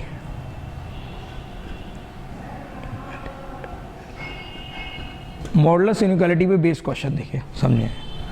Type first, पहला टाइप फर्स्ट क्या हुआ। टाइप फर्स्ट जैसे मैं आपसे कहूँ, एक क्वेश्चन दिया x - 1 + 7 upon 3x - 8 greater than 1/2। मुझसे कहा गया इस इनइक्वालिटी को सॉल्व करो। ठीक, इस क्वेश्चन को अगर आप ध्यान से देखें तो इसमें मॉड की एक फैमिली मौजूद है, वन फैमिली, एक फैमिली है। इस फैमिली को रीडिफाइन करो। कैसे? x - 1 के दो केस बना लो। x - 1 को ग्रेटर देन 0 ले लो तो x - 1, x - 1 को लेस देन 0 ले लो, x - 1। इसको लिखेंगे x 1 से बड़ा होगा, इसको लिखेंगे x 1 से छोटा होगा। हमने दो केस बनाए, एक बार 1 से बढ़ेगा, एक बार 1 से छोटेगा। इस क्वेश्चन को सॉल्व करने के लिए प्रोसेस फिर रिपीट करता हूँ। इस क्वेश्चन को ध्यान से देखो तो इसके अंदर मॉड की एक फैमिली मौजूद है। उस फैमिली की वजह से इस मॉड को हम रीडिफाइन करेंगे उसी जगह पर जहाँ पर ये 0 हो रहा हो। तो एक बार प्लस केस ले लो, एक बार माइनस, यानी कि इससे 1 से बड़ा और 1 से छोटा वाला केस आ गया। नाउ क्वेश्चन को देखें कैसे प्रोसीड करेंगे इन्हीं केस को लेते हुए। देखिए,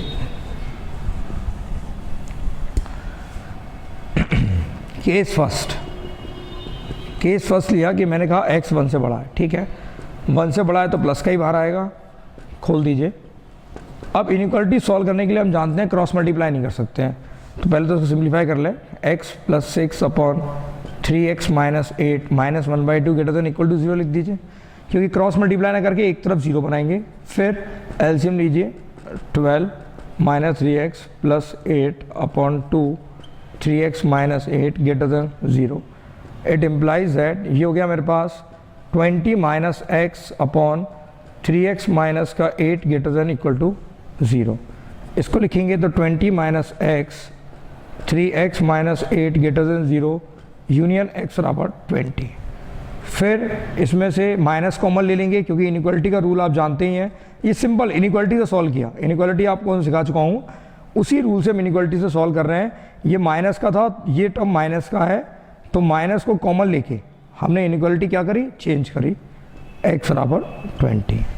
क्या किया, फिर रिपीट करता हूँ।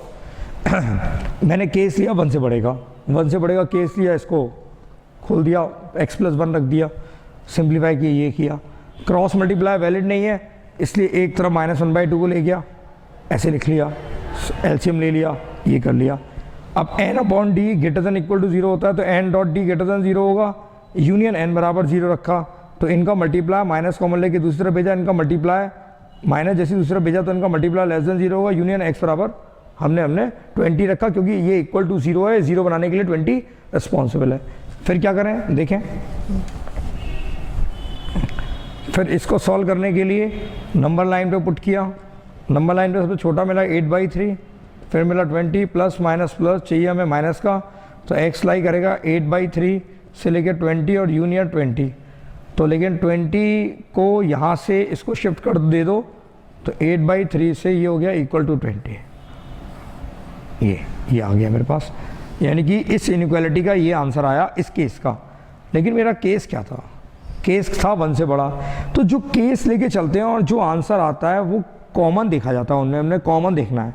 कॉमन मतलब इंटरसेक्शन, कॉमन का मतलब इंटरसेक्शन देखना है। तो इंटरसेक्शन कैसे देखेंगे, कुछ नहीं, आपको सबको पता है, नंबर लाइन पे दोनों को पुट। क्या हुआ, इस केस का आंसर हो गया, इस केस का आंसर हो गया x बिलोंग्स टू 1 से लेके 20। यही इस केस का आंसर है। अभी एक केस और सॉल्व करेंगे सिमिलर तरीके से, और फाइनली उन दोनों केस के आंसर को यूनियन लगा के लिख देंगे। तो क्या किया, पहला मैंने केस लिया कि x 1 से बड़ा होना चाहिए, ठीक है, 1 से बड़े लेके प्रोसीड किया, उससे ये सॉल्व हो गया, ये रिजल्ट आया। इस रिजल्ट का और जो केस लेके चले थे उनमें कॉमन होना चाहिए, तो इस रिजल्ट और केस का इंटरसेक्शन लिया, उससे ये आंसर आ गया। अब देखिए इस आंसर को, एक आंसर को हम ध्यान रखेंगे 1 से 20 केस फर्स्ट का आंसर है। केस फर्स्ट का आंसर है हमारा 1 से 20, ये हम लिख देते हैं यहाँ पे कि ये केस नंबर फर्स्ट से आया। अब केस नंबर सेकंड का आंसर देखिए। केस नंबर सेकंड में क्या करो आप कि x माइनस 1 को लेस देन 0 ले लो, यानी x 1 से छोटा ले लो। इक्वल टू एक बार ले चुके हैं, दोबारा लेने की ज़रूरत नहीं है, ले लिया। ऐसा लेने से माइनस के साथ बाहर आएगा। मैं बता चुका हूँ कि अगर छोटी वैल्यू लेते हैं तो मॉड हमेशा माइनस के साथ बाहर आता है। सॉल्व करने के लिए -x + 1 यानी प्लस का 8 और 3x - 8 -1/2 > 0 आया। तो -2x + 16 -3x + 8 upon 3x - 8 > 0। It implies that ये हो गया -5x प्लस और 24 upon 3x - 8 > 0। It implies that कि 5x - 24 into 3x - 8 less than 0 union x बराबर 24 अपॉन 5। ये क्या किया कि इन दोनों का जो मल्टीप्लिकेशन था वो नेगेटिव किया और इसको बराबर 0 के रख दिया। ठीक, समझ में आया आप लोगों के कि वही सिंपल इनइक्वालिटी का रूल। अब इसको सॉल्व करते हैं आगे, देखिए।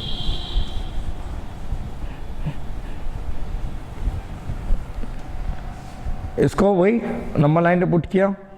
सबसे पहले 8/3 और 24/5, तो ये तो 4 पॉइंट समथिंग जाएगा और ये तो 8/3 पहले मिला, 24/5 प्लस माइनस प्लस हमें चाहिए माइनस का, तो x लाई करेगा 8/3 से लेके 24/5 यूनियन 24/5। तो इसको इसके साथ क्लब कर दें तो x लाई करेगा 8/3 से लेके 24/5 अपॉन।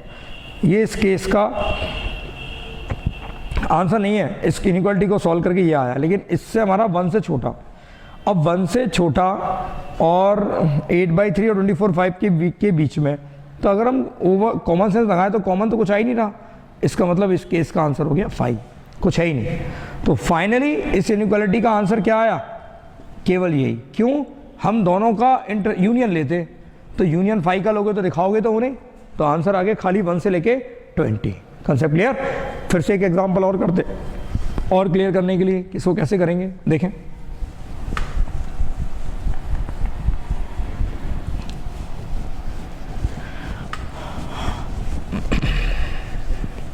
देखो टाइप फर्स्ट का एक एग्जांपल और देखो। एक एग्जांपल की बात करते हैं हम, example number second type first का। मैंने कहा x + 2 - 7 अपॉन x - 5 लेस देन इक्वल टू 3/4 ले लिया मैंने। ठीक है, मुझे इसमें डायरेक्ट दिखा केस फर्स्ट मैंने बनाया कि x + 2 पॉजिटिव हो, यानी x - 2 से बड़ा हो। ठीक, अगर ऐसा होगा तो डायरेक्टली मैंने x + 2 को प्लस रखा, +7 x - 5 और > 3/4। इनइक्वालिटी के रूल के अकॉर्डिंग हम क्रॉस मल्टीप्लिकेशन नहीं कर सकते हैं। 9 x - 5 - 3/4 > 0। एलसीएम ले लिया, 4x + 36 और माइनस का 3x + 15 अपॉन x - 5। 4 को कॉमन लेके 0 के बाद भेज दो, कोई फ़र्क नहीं पड़ता। अभी कितना हुआ x 35 और ये हमारे पास 51 x plus 51 x plus 51 upon x - 5 > 0। वही rule, x + 51 into x - 5 > 0 union x बराबर -51। कैलकुलेशन में सिली मिस्टेक कभी हो सकती है, एक बार क्रॉस चेक कर लेते हैं हम लोग। कोई गलती तो हम नहीं कर रहे हैं।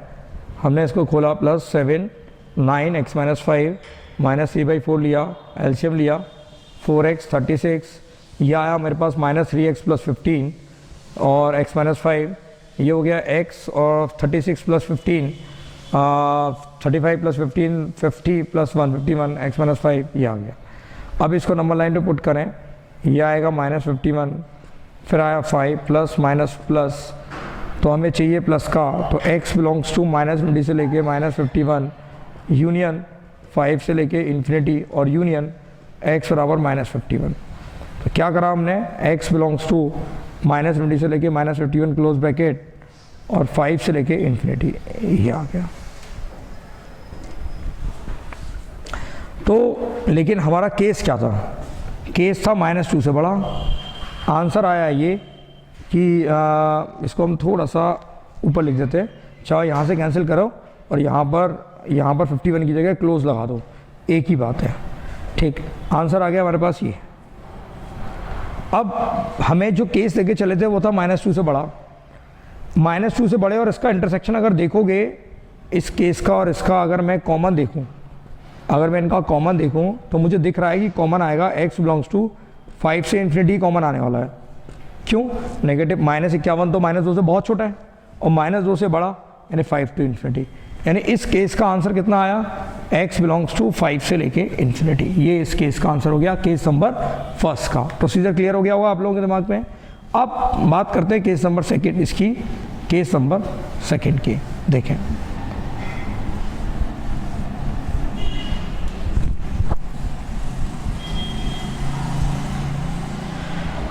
ये हो गया हमारे पास केस नंबर फर्स्ट का आंसर। अब हम बात करते हैं case number second.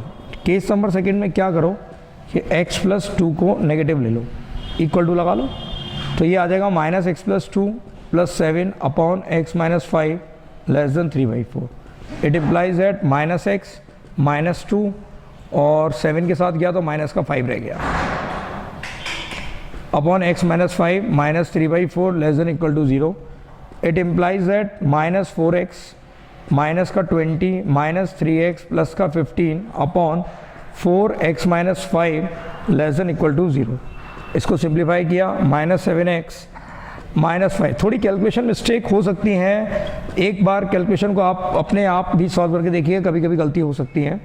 Minus common ले लीजिए, 7x + 5 अपॉन x - 5 और इनइक्वालिटी क्या कर दीजिए चेंज, तो इसको हम डायरेक्ट लिख सकते हैं 7x + 5 x - 5 > 0 और यूनियन x बराबर -5/7। देखिए, किसी भी टिपिकल आर्टिकल को सीखने के लिए इनइक्वालिटी बहुत स्ट्रांग होना बहुत ज़रूरी है, और जो मैंने इनइक्वालिटी का स्टार्टिंग का बेसिक कंसेप्ट बताया उसको आप बहुत ध्यान से पढ़िए।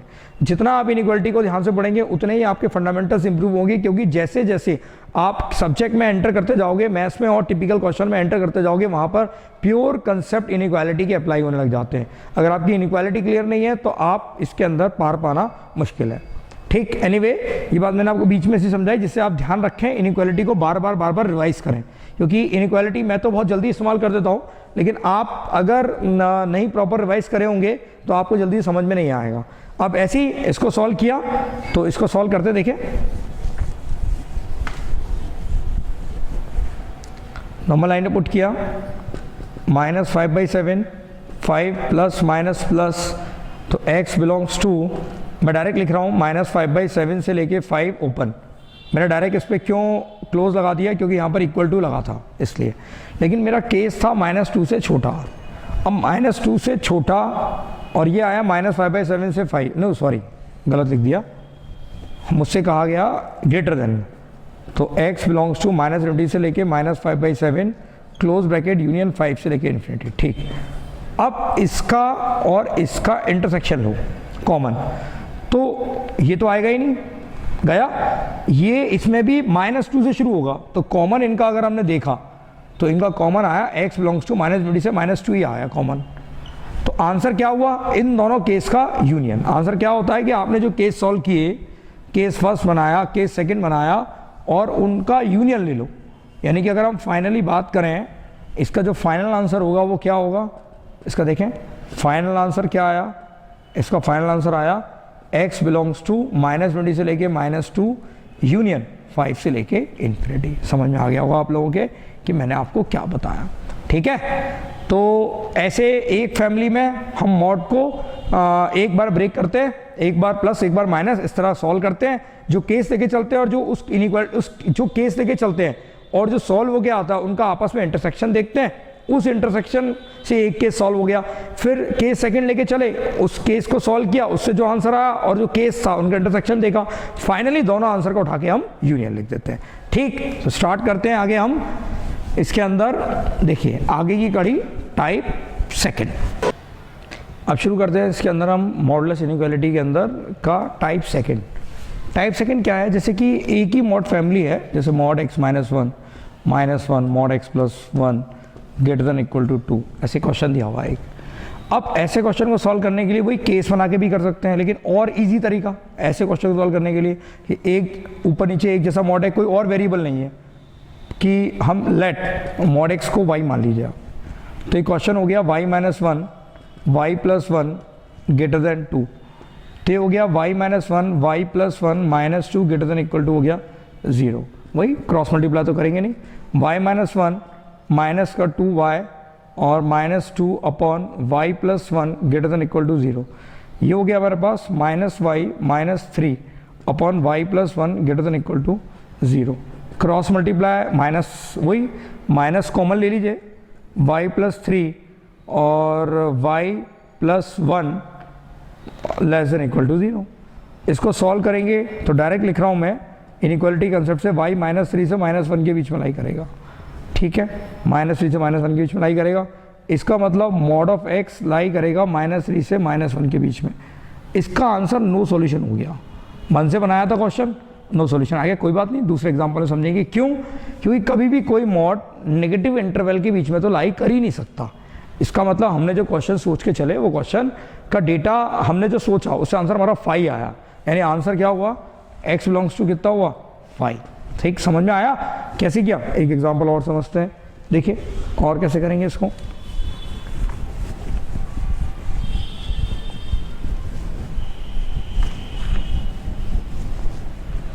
देखिए मैंने कहा जैसे mod x plus 3 mod x minus 3 mod x minus का 10 लेस देन इक्वल टू 0, ऐसे डायरेक्ट 0 से ले लेते हैं। तो इसके अंदर हम क्या करेंगे कि लेट मॉड x को y मानिए, y minus 3 y minus 10 less than equal to 0, तो y minus 3 y minus 10 less than 0 union y बराबर 3। वही जो पहले किया, इससे डायरेक्ट लिखते हैं, y आएगा 3 से लेकर 10 के बीच में, 10 पे इक्वल टू नहीं आएगा, केवल 3 पे आएगा। y को मॉड x माने ऐसे, तो ये आ जाएगा इससे x बिलोंग्स टू, इससे मैंने क्या सिखाया आपको, इससे आप जानते हैं कि अगर ऐसा होगा तो x बिलोंग्स टू माइनस 10 से माइनस 3 यूनियन 3 से लेके 10, ये आ गया इसका। ठीक, तो ये इसका आंसर हुआ कि मॉड y माना और मॉड x को y माना और रिप्लेस करके सॉल्व कर दिया। ना टाइप नंबर 3 की बात करते हैं। देखिए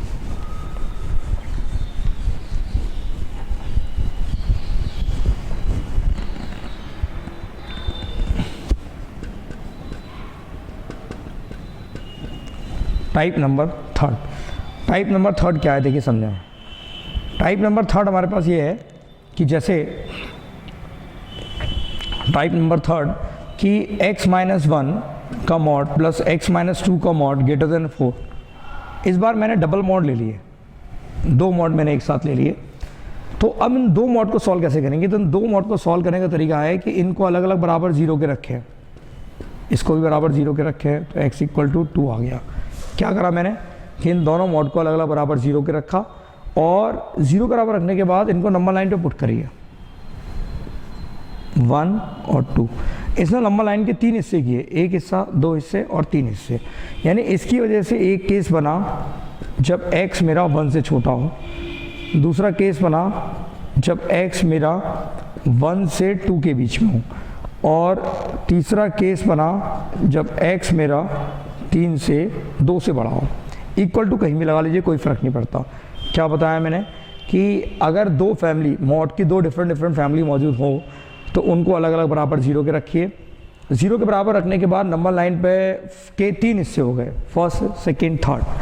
केस फर्स्ट जब ये 1 से छोटा हो, केस सेकेंड 1 से 2 के बीच में, केस थर्ड ये 2 से क्या हो, बड़ा हो। अब इन तीनों केस से ही इस इनइक्वालिटी को सॉल्व करेंगे। तो ठीक है, शुरू करते हैं केस फर्स्ट से। अच्छा एक चीज़ ध्यान रखेंगे, इक्वल टू कहीं भी लगाओ, परेशान मत हो ना। इक्वल टू को मैं यहाँ से हटा के यहाँ लगा दूँ, कोई फ़र्क नहीं पड़ता, यहाँ से हटा के यहाँ लगा दूँ, कोई क्वेश्चन में फ़र्क नहीं पड़ेगा। ठीक, इनइक्वालिटी में इक्वल टू अगर नंबर लाइन के ब्रेकअप किए जा रहे हैं तो एक जगह लगाने होते हैं, कहीं भी लगा लीजिए, चाहे ऊपर वाले केस में लगा लीजिए चाहे नीचे वाले केस में लगा लीजिए, उससे क्वेश्चन सॉल्व करने पर उसके आंसर पे कोई फ़र्क नहीं आएगा। देखिए केस नंबर फर्स्ट से शुरू करते हैं हम इस क्वेश्चन को। समझिए। Case number first, case number first क्या है कि मैंने कहा x मेरा 1 से छोटा है, ठीक है। अगर 1 से छोटा है तो इसमें कोई भी वैल्यू डालो, 1 से छोटी डालोगे जिसकी वजह से नेगेटिव आएगा। ये तो आएगा ही आएगा नेगेटिव, जब 1 ही नेगेटिव आ रहा है तो 2 वाला तो नेगेटिव आएगा ही आएगा। तो जैसे ही 1 से छोटी वैल्यू डाली तो नेगेटिव आया x-1, ये भी नेगेटिव आया मॉड, और ये पॉजिटिव। तो इसे खोला -x+1 -x+2 > 4, ये हो गया -2x, ये हो गया हमारे पास 1, x < हो गया -1/2। केस लेके चले थे 1 का, आंसर आया -1/2 का। हमेशा ध्यान रखना जो केस लेके चलते हैं और जो आंसर आता है उनका हमेशा इंटरसेक्शन देखा जाता है। ये 1 से छोटा, ये -1/2 से छोटा, तो आंसर आएगा x बिलोंग्स टू -∞ से लेके -1/2 ही कॉमन आया, इसलिए इस केस का आंसर ये हो गया। क्या किया, केस लेके चले कि x 1 से छोटा है, ठीक। जहाँ पर ये मॉड 0 हो रहा है उससे लेफ्ट वाली वैल्यू पुट करी, छोटी वैल्यू पुट करी। अभी हमने इससे पहले ये सीखा है कि मॉड में अगर हम छोटी वैल्यू पुट करते हैं तो वो नेगेटिव हो जाता है। जब 1 के लिए नेगेटिव है तो 2 के लिए तो अंडरस्टूड नेगेटिव होगा ही होगा, क्योंकि 2 के लिए तो 1 और छोटा हो गया। तो ये भी नेगेटिव, ये भी नेगेटिव, ऐसे सॉल्व करते गए ये आया। जो केस लेके चले थे उनका आपस में कॉमन देखना जरूरी है, इसलिए उनका आपस में इंटरसेक्शन देख लिया। अब देखें केस सेकेंड, इसके अंदर केस फर्स्ट का आंसर क्या आया, x बिलोंग्स टू -∞ से लेके -1/2 क्लोज। अब case second, case second x मैंने 1 से लेके 2 के बीच में ले लिया, इक्वल टू यहाँ लगा लिया। तो 1 से बड़ी वैल्यू पुट करेंगे तो ये तो प्लस, लेकिन ये कैसा होगा माइनस का।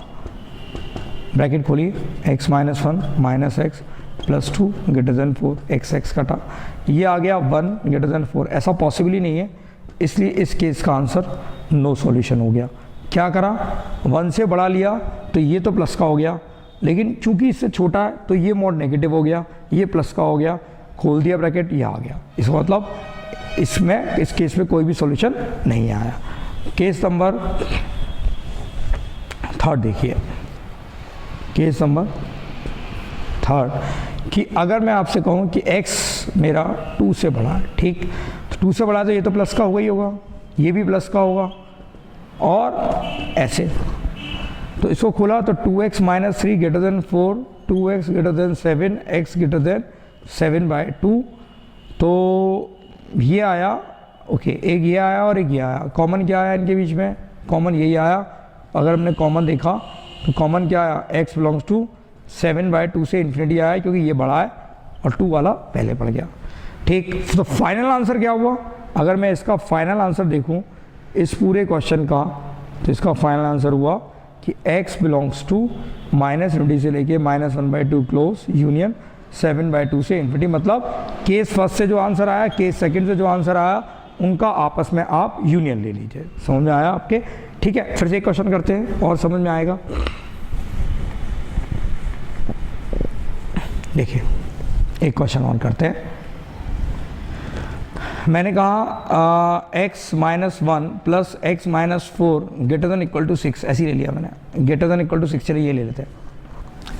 इसमें भी वही तरीका, नंबर लाइन पे पुट किया तो 1 और 4 नंबर लाइन के 3 हिस्से हो गए। तो केस फर्स्ट बनाया कि x मेरा 1 से छोटा है, 1 से छोटा है तो x - 1 negative, x - 4 = 6, -x+1 -x+4 = 6, -2x 5 1, x = -1/2। Case लेके चले थे 1 से छोटे का, आंसर आया -1/2। कॉमन क्या आया इनके बीच में, इनके बीच में कॉमन आएगा x = मतलब -1/2 आंसर है और 1 से छोटा, तो क्या -1/2 1 से छोटे को सेटिस्फाई कर रहा है, हाँ कर रहा है, इसलिए ये इसका आंसर है इस केस का, ठीक। ये इनइक्वालिटी नहीं है, ये इनइक्वालिटी की मदद से एक इक्वेशन को सॉल्व किया जा रहा है, ठीक है। तो इसमें आया -1/2, यानी केस फर्स्ट को हमने सिंप्लीफाई किया, उससे हमारा आंसर आया, केस फर्स्ट से हमारा आंसर आया x = -1/2, एक। फिर हमने ले लिया केस सेकंड, केस सेकंड क्या ले लिया, केस सेकंड ले लिया कि x को 1 से 4 के बीच में ले लो, इक्वल टू लगा लो, कोई फर्क नहीं पड़ रहा। x - 1 ये तो प्लस का होगा, लेकिन ये वाला माइनस का, क्योंकि इससे छोटे की बात कर रहे हैं, ये इक्वल टू आ गया। x - 1 -x +4 = 6, ये 3 = 6, तो इसका मतलब इस केस का आंसर नो सॉल्यूशन, कोई पॉसिबिलिटी नहीं है इस केस में, यानी कि ये केस में कोई भी आंसर एग्जिस्ट नहीं कर रहा। अब ले लो case number third. Case number third क्या लिया, देखिए केस नंबर थर्ड क्या लिया हमने। केस नंबर थर्ड में मैंने कहा कि x को 4 से बड़ा मानो, 4 से बड़ा लिया तो ये भी प्लस का, ये भी प्लस का, ये 2x इक्वल टू आया 10, x इक्वल टू आ गया 5, नहीं 2x इक्वल टू आया 11 और x इक्वल टू आ गया 11/2। 11/2 इसको क्या कर रहा है, सेटिस्फाई कर रहा है, तो x इक्वल टू 11/2 भी हमारा आंसर है। तो हमारा फाइनल आंसर क्या हुआ, फाइनल आंसर हो गया -1/2 भी होगा और 11/2 भी होगा, दोनों ही एलिमेंट आंसर आए। ठीक, समझ में आ गया होगा। इक्वेशन को सॉल्व करने भी इस तरह अगर 2 मॉड लगे हों तो केस को ब्रेक करके इक्वेशन को सॉल्व किया जाता है ना। आगे बढ़ते हैं इसके अंदर, देखिए टाइप 4। टाइप 4 देखो, टाइप 4 क्या है। टाइप 4 ये है कि जैसे आपने कोई मॉड, 3 मॉड ले लीजिए, x-1, x-2, x-3, 2 की जगह 3 ले लिए, ग्रेटर देन इक्वल टू 6। इस क्वेश्चन को सॉल्व करना है तो वही नंबर लाइन पे प्लॉट करो, 1 2 3, 1 2 3 4। अब कितने हिस्से हो गए नंबर लाइन के, 4 हिस्से हो गए। यानी कि अगर आपने 3 मॉड है 4 हिस्से, 4 मॉड है 5 हिस्से, 2 मॉड है 3 हिस्से, तो अब आपके पास केस कितने बने, आपके पास केस बना फर्स्ट 1 से छोटा, केस सेकंड 1 से 2 के बीच में, केस थर्ड 2 से 3 के बीच में, केस फोर्थ 3 से बड़ा। इक्वल टू यहाँ लगा दो, इसकी यहाँ लगा दो, इसकी यहाँ लगा दो, कोई फ़र्क नहीं पड़ता। अब मैं इन 4 केस से क्वेश्चन को सॉल्व करूँगा और उनके आंसर को फाइनली यूनियन लगा के लिखूँगा। ये कोई ज़रूरी नहीं है कि चारों केस से आंसर मिले, हो सकता है 2 से मिले, 2 से आंसर 5 हो जाए। तो ये समझना जरूरी है कि, लेकिन सॉल्व करने का यही एक तरीका होता है कि मॉड की अगर 3 फैमिली मौजूद है तो 3 फैमिली को इक्वल टू बराबर 0 के रखो, नंबर लाइन के 4 पीसेस होंगे तो 4 केस बनेंगे, उन 4 केसेस से हम क्वेश्चन को सॉल्व करेंगे। देखिए case first, case first, x जब मेरा 1 से छोटा है, 1 से छोटा, ये नेगेटिव, ये तो नेगेटिव होगा ही होगा, ये भी नेगेटिव होगा, यानी -x-1, -x-2, -x-3 greater than 6, -x+1, -x+2, -x+3 greater than 6, -3x और ये हो गया, उधर गया 0 और -3 को उधर भेजा, इनइक्वालिटी बदल गई, ये आया एक 0 से छोटा। केस था 1 से बड़ा, 1 से छोटा और आंसर आया 0 छोटा। इनका अगर हमने कॉमन देखा, अगर इनका हमने कॉमन देखा तो कॉमन आ गया हमारा -20 से लेके 0। ये केस नंबर फर्स्ट का हो गया। इसी तरह एक केस नंबर सेकंड यही सॉल्व करते हैं। देखें मैंने x ले लिया 1 से 2 के बीच में, इक्वल टू यहाँ लगा दो, कोई दिक्कत नहीं। अगर ऐसा हुआ तो ये प्लस का होगा केवल x-1, क्योंकि इससे तो बड़े की बात हो रही है, बाकी सब छोटे हैं। तो x-2 negative, x-3 negative greater than 6, तो x-1 -x+2 -x+3 greater than 6, x cancel हुआ, ये आ गया मेरे पास 1 4 और -x greater than 2, x less than -2। Case लेके चले थे 1 से 2 के बीच में, आंसर आया -2 से छोटा, तो कॉमन आया 5, यानी कॉमन क्या है इसके बीच में, कोई नहीं, कुछ भी नहीं है, कॉमन कुछ आया नहीं। कैलकुलेशन चेक करें एक बार, -1 और 4 उधर गया 2 और 2, ठीक है, कैलकुलेशन ठीक है। तो इस केस का आंसर 5, इस केस में आंसर मिला वो -20 से लेके 0। अब बात करते हैं हम केस नंबर थर्ड की। देखें यहाँ लिख देते हैं, केस नंबर फर्स्ट से हमें आंसर कितना मिला, केस नंबर फर्स्ट से आंसर मिला -20 से लेके 0, केस सेकंड 5 था। अब देखो केस नंबर